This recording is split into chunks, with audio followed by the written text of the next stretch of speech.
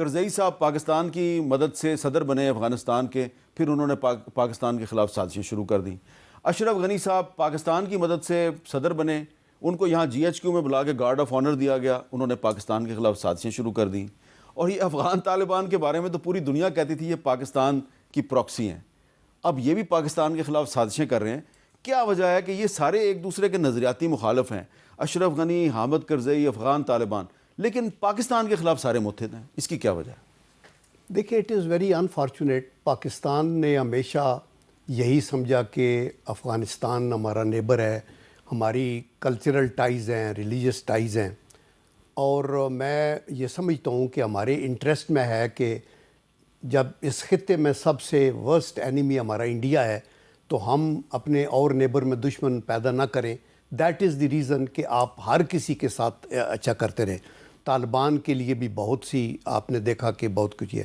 یہ ہماری اسٹریٹجک مس کیلکولیشن تھی کہ نیٹو نکل جائے گا تو پھر طالبان جو ہیں وہ اوبلائزڈ فیل کریں گے کہ پاکستان ایک موسن ہے، لیکن انفارچونیٹلی ان کے جانے کے بعد ہی یہ اٹیک بہت زیادہ تیز ہوئے۔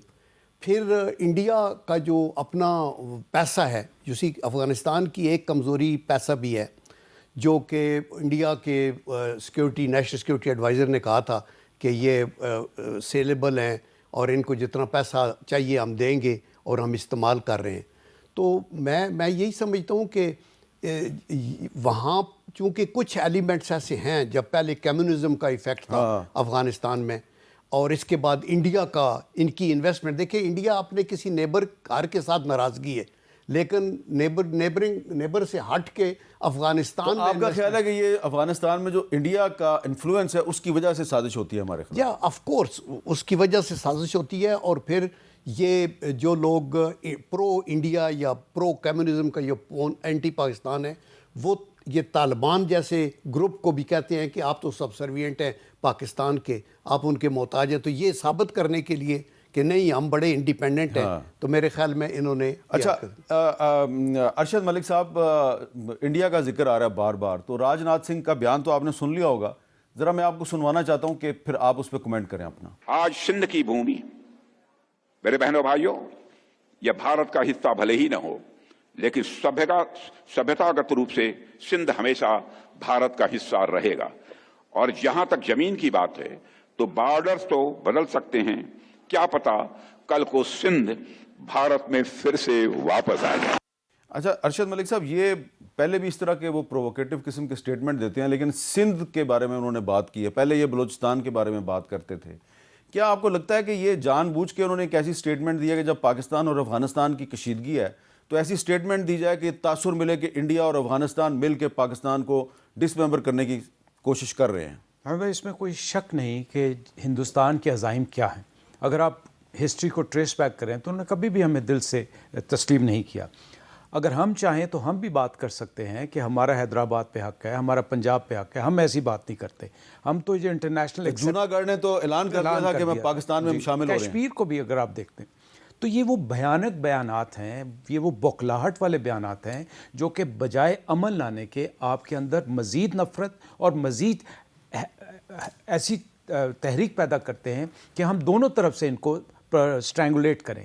لیکن ایک بات طے ہے کہ جب تک قومی اتحاد اور قومی اعتماد نہیں آئے گا، یہ کسی انڈیویجول ادارے، انڈیویجول پارٹی یا کسی ایک کی سوچ سے یہ مسئلہ حل ہونے نہیں لگا۔ یہ ایک بات میں آپ کے ضمناً بات کر دوں کہ کافی عرصے سے آپ نے دیکھا کہ پہلے سرکریک گئے، پھر یہ وکرنت پہ گئے، اور اب یہ آج سٹیٹمنٹ آ گئی۔ میرا خدشہ ہے کہ کہیں سندھ کی طرف سے یہ کوئی مس ایڈوینچر نہ کر دیں، جس کی شاید ان کو تیاری بھی نہیں ہے اور ان کو اندازہ بھی نہیں ہے کہ الحمدللہ پاکستان ایئر فورس اور پاکستان نیوی اسپیشلی، ہم نے کوئی تھریشولڈ ایکسرسائز نہیں کی ہوئی، لیکن جو ہماری مربوط پلاننگ ہے وہ ان کے لیے ایک بہت بڑا سرپرائز ہوگا اگر انہوں نے اس طرح کی کوئی مس کیلکولیشن کرنے کا ارادہ کیا۔ اچھا اعزاز چودھری صاحب، یہ جو بات کی ہے راج ناتھ سنگھ نے، تو اس کے حوالے سے ایک انڈیا کے ڈیفنس اینالسٹ ہیں پروین سانی صاحب، انہوں نے بڑی تشویش کا اظہار کیا اس پہ، اور وہ کہہ رہے ہیں کہ یہ بات جو کی ہے انہوں نے، یہ کوئی پہلی دفعہ ایسی بات نہیں ہوئی، اس سے پہلے بھی یہ کئی سال پہلے ان کے ایک لیڈر تھے بی جے پی کے اڈوانی صاحب، وہ بھی ایسی باتیں کرتے رہے ہیں امریکیوں کے سامنے۔ وہ جنوب سے اس دفعہ آئیں اور شمال سے بھی آئیں، میرا نہیں خیال اس وقت ان کی ہمت ہی نہیں ہے جی. میر صاحب ان کی ہمت دم توڑ گئی ہے. یہ اپنی عوام کو یہ بتانا چاہ رہے ہیں کہ دیکھیں ابھی بھی ہمارے اندر جو ہم نے وہ شکست کے باوجود ہم میں بڑا دم خم ہے, ہم یہ باتیں کر سکتے ہیں. وہ دنیا کو بھی یہ بتانا چاہ رہے ہیں کہ نہیں ہم آپ بے شک ہمیں کہتے رہیں کہ ہم نے شکست کھائی ہے لیکن ہم جو ہے ہمارے ابھی بھی عزائم اس قسم کے ہیں. اپنی عوام کو تو ان کو یہ بھی بتانا ہے انہوں نے کہ جناب آپ کے ٹیکس پیئر جو ہے نا اس کے ذریعے یہ جتنی ڈیفنس فورسز ہیں یہ ابھی تک جو ہیں وہ کیوں نہیں کچھ کر سکی. یہ اس کے علاوہ اور کچھ نہیں. میں نہیں سمجھتا کہ وہ اس پوزیشن میں ہیں. اگر پوزیشن میں ہوتے تو ریڈ فورٹ کے باہر جو واقعہ ہوا تھا اس کی بنیاد بنا کر یہ پھر کوئی نہ کوئی حرکت کرتے. پر اب ان کو پتہ چل گیا کہ دنیا یقین نہیں کرے گی. دیکھیں پہلگام کے اوپر بھی دنیا نے یقین نہیں کیا تھا. ان کا پورا 2.5 دہائیوں کا جو فلسفہ تھا اور جو پورا بیانیہ تھا وہ ٹوٹ گیا. تو اب وہ اسی وجہ سے مقبوضہ کشمیر میں بھی ایک واقعہ ہوا ہے, یہاں پہ ریڈ فورٹ کے باہر بھی ہوا ہے. انہوں نے کوئی پاکستان کے اوپر اس کی بات, کیونکہ یہ تیار ہی نہیں ہے. ان کے پاس ایئر فورس پہ سب سے زیادہ تیز ہیں, وہ آپ دیکھ رہے ہیں کہ ان کے اوپر بھی اب کانفیڈنس اتنا نہیں رہا. میں نہیں سمجھتا کہ یہ ابھی تیار ہیں کہ پاکستان پہ حملہ کر سکے. یہ اتنی بڑھ کی جو بڑکیں لگا رہے ہیں اس سے یہ مزید اپنے آپ کو خطے کے اندر تنہا کر رہے ہیں. اور جو ملک خطے میں تنہا ہو جائے وہ دنیا کے اندر اپنا کیسے اتنا بڑا گلوبل پروفائل لے سکتا ہے. تو میں نہیں سمجھتا کہ ان گیدڑ ببکیوں سے کوئی ڈرنا چاہیے, لیکن جواب دینا چاہیے. وہ ہم نے دیا ہے, بہت اچھا کیا. ہمارے فارن آفس سے بھی, ہمارے جو آرم فورسز کی طرف سے بھی یہ بالکل اس قسم کی جرت نہیں کریں گے. میں نہیں سمجھتا کہ پاکستانی قوم ان کی اس قسم کی گیدڑ ببکیوں سے ڈرنے والی ہے. جی کس طرح سے افغانستان پاکستان کے دوران جو ٹینشنز ہیں اس میں اب ایک بہت بڑا نیا پلیئر انٹر کر رہا ہے اور وہ ہے انڈیا کی انٹری. اور انڈیا کی انٹری جو ہے وہ ان ڈائنامکس کو کس طرح سے تبدیل کرے گی. اب ہندوستان کے اندر چند دن پہلے افغانستان کے فورن منسٹر متقی صاحب جو ہیں 7 دن کے دورے پہ گئے تھے. ویسے تو جو فورن منسٹرز وغیرہ جاتے ہیں تو کہیں 3 دن 2 دن کے لیے جاتے ہیں, لیکن 7 دن کا ان کا دورہ تھا جہاں انہوں نے ہر قسم کی ملاقاتیں کی اور ان کو ایک بہت ہی وی آئی پی قسم کے پرسن کے طور پہ ٹریٹ کیا گیا. ہندوستان کے مسلمان جو آرگنائزیشنز ہیں وہاں ان کو لے جایا گیا, بہت وارملی ان کو وہاں پہ امبریس کیا گیا. اب افغانستان کے جو کامرس منسٹر ہیں جناب الحاج نور الدین عزیزی صاحب جو ہیں وہ بھی 6 دن کے دورے پہ ہندوستان میں, دورہ تقریباً آخری لیگز میں, یہاں انہوں نے بہت ملاقاتیں کی ہیں کامرس منسٹر سے, کامرس کی منسٹری کے آفیشل سے, سول سرونٹ سے, ہندوستان کی بزنس کمیونٹی سے, ہندوستان کے اندر جو افغان بزنس مین ہیں ان کے ساتھ, فائنینس کے لوگوں کے ساتھ انہوں نے ملاقاتیں کی ہیں, میڈیا کے ساتھ انہوں نے پریس ٹاکس کی ہیں. اور انہوں نے ہندوستان کے جو ریسپیکٹڈ فارن منسٹر ہیں ڈاکٹر ایس جے شنکر ان کے ساتھ بھی ملاقات کی. اور یہاں بہت سی کمٹمنٹس جو ہیں وہ کی گئی ہیں افغانستان اور ہندوستان کے درمیان ٹریڈ سے, جہاں کہا جا رہا ہے $1 بلین ہے اس کو بڑھا کے 1.8 بلین سے بڑھا کے 2 پتہ نہیں کدھر تک اس کو لے کر جانا ہے. اور افغان گورنمنٹ جو ہے وہ ایئر کارگو کو بھی سبسیڈائز کرے گی. اور ایک بڑا ملٹی ڈائمینشنل ٹریڈ ریلیشن شپ جو ہے اس کی بات ہو رہی ہے. انٹرنیشنل اینالسٹ سمجھتے ہیں کہ in view of this relationship جو ہندوستان اور افغانستان کے اندر ڈیولپ کر رہا ہے, پاکستان کی جو ایبلٹی ہے افغانستان کو دبانے کی, اس پہ پریشر ڈالنے کی اور اس کو مسل ایکسرسائز کرنے کی, وہ بہت زیادہ نہیں رہے گی. اس کی وجہ یہ ہے کہ افغانستان کے ساتھ پاکستان کا جو ایشو ہے ہو بہو اسی قسم کا ایشو ہندوستان کا پاکستان کے ساتھ ہے. دلی میں جو بلاسٹ ہوئے جس کے نتیجے میں 12 یا 13 لوگ جو ہیں وہاں پہ ہلاک ہوئے, اس کا ہندوستان نے, اس کی مسلسل انویسٹیگیشن ہو رہی ہے. انہوں نے پاکستان کے اوپر یہ کسی پہ بھی الزام تو انہوں نے نہیں لگایا, انہوں نے اس کو دہشت گردی بھرا ڈٹرمن کیا. پاکستان کا مدعا یہ ہے کہ ہمارے اندر جو بھی دہشت گردی ہوتی ہے ایویڈنس پاکستان کے پاس کوئی نہیں ہوتی. پاکستان کہتا ہے کہ ہم سمجھتے ہیں کہ یہ ٹی ٹی پی اس لیے کر رہی ہے کہ یہ کرافٹ ہو رہی ہے, یہ ڈیزائن ہو رہی ہے افغانستان کے اندر. ہندوستان کا ہمیشہ سے کیس یہ ہے کہ جو کچھ بھی ہندوستان کے اندر ہو رہا ہے وہ پاکستان سے کرافٹ ہو رہا ہے.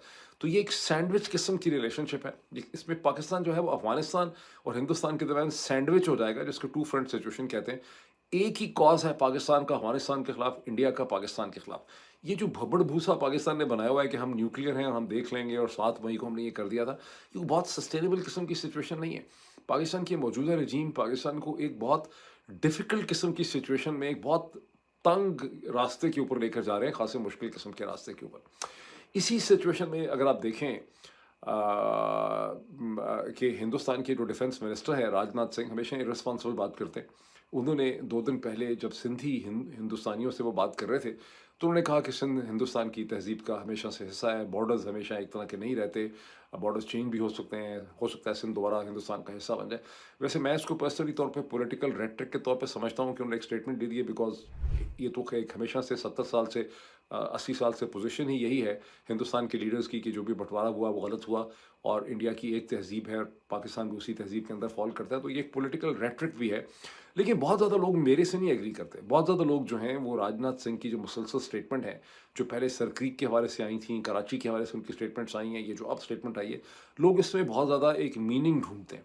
अब वो मीनिंग इसमें है या नहीं है, और मेरा जो ऑप्टिमिज्म है कि ये पॉलिटिकल रेट्रिक है वो अपनी जगह, एक चीज़ से इनकार नहीं किया जा सकता कि हिंदुस्तान और पाकिस्तान और अफ़गानिस्तान की सिचुएशन जो है ये एक पाउडर केग है, ये अब एक एक्सप्लोसिव किस्म का ढेर लगा हुआ है, और किसी वक्त भी कोई मिसकैलकुलेशन जो है वो इसके अंदर एक खासी बड़ी तबाही जो है वो पैदा कर सकती है। ये हमें कम से कम इस स्टेज पे खासा इसको समझ लेना चाहिए कि वो भारत के साथ तजारत इसलिए करना चाहते हैं कि ये सस्ती पड़ेगी। जी हाँ, और ये चाहते ही हैं। पहले तो उन्होंने बात की कि वो एयरलिफ्ट करवाना चाहते हैं तजारत को, यानी काबुल से जहाज़ उड़ेगा और अमृतसर आएगा और अमृतसर से फिर वो ज़मीनी रास्ता तय करता हुआ चला जाएगा। असल में अमृतसर का नाम उन्होंने सिर्फ इसलिए लिया कि पाकिस्तान की सरहद के ये करीब तरीन शहर है, लाहौर के करीब तरीन शहर है, इसलिए उन्होंने अमृतसर का नाम ले लिया। उसके बाद वो चाबहार पर शुरू हो गया। उन्होंने कहा नमरोज़ में हम एक ड्राई पोर्ट बनाना चाहते हैं। भारत के शुक्रगुजार हैं, उसने 200 किलोमीटर की रोड बनाई। हम चाहते हैं कि जो 200 कंटेनर का काफ़िला जो है अब गुज़रता है, 2000 कंटेनर पर मुश्तमिल हो। ये काफ़िला जाए चाबहार से, ये दुनिया में दूसरे ममालिक में जाए, और चाबहार से ही हमारे लिए अद्वियात और खुराक आए।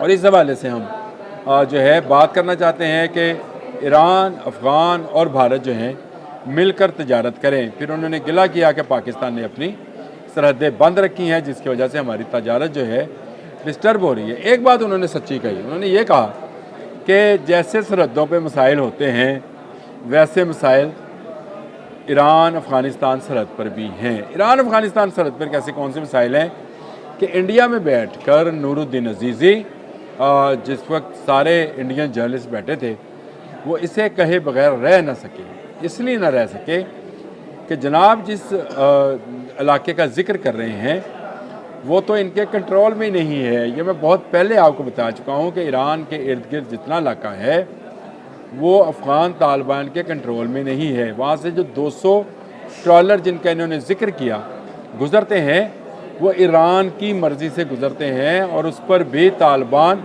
बता देते हैं। और ये जो चीज़ अफ़गानिस्तान से ईरान जाते हुए जिस पर लागत जो है 5 सेंट आनी चाहिए, $2 आती है।